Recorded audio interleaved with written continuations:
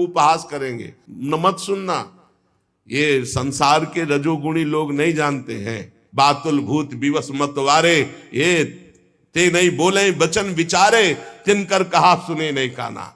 अहो भाग्य संतों का चरणामृत मिले, संतों की जूठी पत्तल से एक एक कण उठा के पाने का। आप खुद अनुभव करके देख लेना कैसा हृदय होता, रोने का मन होगा प्रभु के लिए जब संतों की जूठन मिलेगी। यद्यपि मैं बालक था पर मैं संतों के सामने बहुत सौम्य होकर रहता, चंचलता नहीं करता। बालक था इसलिए हमारी इंद्रिय विषय भोग संबंधी कोई चेष्टा ही नहीं थी, और खेल कूद में मेरी रति नहीं थी। तो संत मुझे बहुत पसंद करते, क्योंकि शांत भाव रहना, उनकी आज्ञा में रहना, उनकी सेवा में। तो सब संत हमें सेवा देते, ए पानी ले आओ, ए ऐसा। मेरा शील स्वभाव देखकर समदर्शी सब संतों ने हम पर बड़ी कृपा की। उच्छिष्ट लेपान अनुमोदितो द्विजयी, सकृत्म भुंजे तद पास्त किलविषा। देख लो, मुझे संतों की जूठी पत्तल फेंकना, उनके पात्र मार्जन करना और उसमें लगा हुआ जूठन निकाल के एकत्रित करके खाना, इससे क्या हुआ? भुंजे तद पास्त किलविषा, जितने पाप थे सब भस्म हो गए। ये बड़ी बात है, ये बड़ी बात है। सब जनों को यही समझाते, जबरदस्ती आ गए, चलो संत सेवा में, चलो संत सेवा करो, चाहे आपको दोना पत्तल फेंक, कुछ भी करो। संत आ रहे हैं, आप इत्र छिड़को। संत आए, उनके चरण धो, एक रुमाल से पोछो, एक उनकी आरती करो, एक चंदन लगाओ, बैठा लो, भगवान की तरह उनको पवाओ, और जब पाके चले तो उससे जूठन उठाओ, एक एक किनका उठाकर एकत्रित करके पाओ। तो कह रहे सत्कृष्ण भुंजे तद पास्त किलविषा, सारे पाप भस्म हो गए। जो बर्तनों में पात्र में लगी हुई जूठन होती उसको एकत्रित कर लेता और एकांत में उसे पाता तो भगवान के लिए रोना आता, हृदय से सारे पाप नष्ट हो गए। अब तो रोज यही सौभाग्य मिलता, चातुर्मास्य भर संतों की कथा सुनना, बैठकर उनकी जूठन पाला, उनकी सेवा करना। तो मेरी भगवान श्री हरि में अपार रुचि हो गई। रुचि, पूरा जीवन व्यतीत हो जाता है। उद्देश्य श्री भगवान भले हो, लेकिन रुचि भोग रहती है, रुचि संसार रहती है, रुचि भगवान में हो गई। ये संतों का जूठन, संतों के वचनामृत श्रवण का।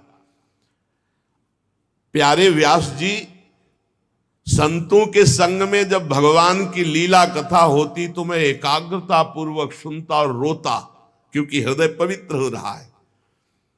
मेरी भगवान में अपार प्रीति होने लगी, भगवान में रुचि, महात्माओं की सेवा से मेरी बुद्धि भगवान में अचल हो गई। ये बहुत बड़ी बात, बुद्धि का भगवान में अचल हो जाना। अब उस बुद्धि में शुद्ध ज्ञान जागृत हुआ। बालक ही हैं अभी, ये संपूर्ण संसार असत है, ये ब्रह्म स्वरूप में कल्पित है, ये सत्य नहीं है। मैं ऐसा देखने लगा, ये बहुत ऊंची स्थिति। इस प्रकार शरद और वर्षा, इन दो ऋतुओं में तीनों समय महात्माओं का चरण धोना, महात्माओं की जूठन पाना, महात्माओं के वस्त्र धोना, उनके पास बैठकर भगवान की चर्चा सुनना, मेरे चित्त से रजोगुण तमोगुण का पूरा नाश और विशुद्ध त्रिगुणातीत भक्ति का प्रादुर्भाव हो गया। तस्यैवं मेनुरक्तस्य प्रसितस्य हतैन सह श्रद्धानस्य बालस्य दान्तस्यानुचरस्य च।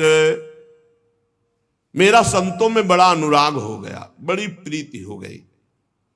मैं विनय पूर्वक संतों से यदि कुछ लेना है तो दैन्य, जैसे भगवान को दैन्य प्रिय से संतों से मैं विनय पूर्वक बर्ताव करता।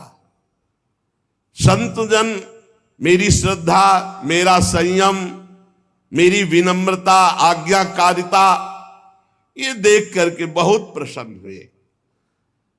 जब जाने का समय हुआ तो मैं सब संतों के चरणों में लौटकर रोया कि अब कैसे जीऊंगा। 4 महीने आपका सानिध्य, चरणामृत, वचनामृत, उच्छिष्टामृत, उनमें से जो एक महापुरुष थे वे एकांत ले गए और उन्होंने भगवान के गुरुहतम ज्ञान का हमें उपदेश किया, जिसका उपदेश आगे भगवान ने उद्धव जी को किया है 11 स्कंद में। भगवान श्री कृष्ण के माया के प्रभाव को मैं जान गया। अब तो कुछ अच्छा नहीं लगा, कैसे भगवान मिले, कैसे भगवान का दर्शन। सत्य संकल्प व्यास जी पुरुषोत्तम भगवान श्री कृष्ण के प्रति समस्त कर्मों को समर्पित कर देने से और निरंतर भगवान की स्मृति से तीनों तापों का नाश करने वाला शुद्ध ज्ञान प्रकट हो जाता है। वो मेरे हृदय में प्रकट हो गया।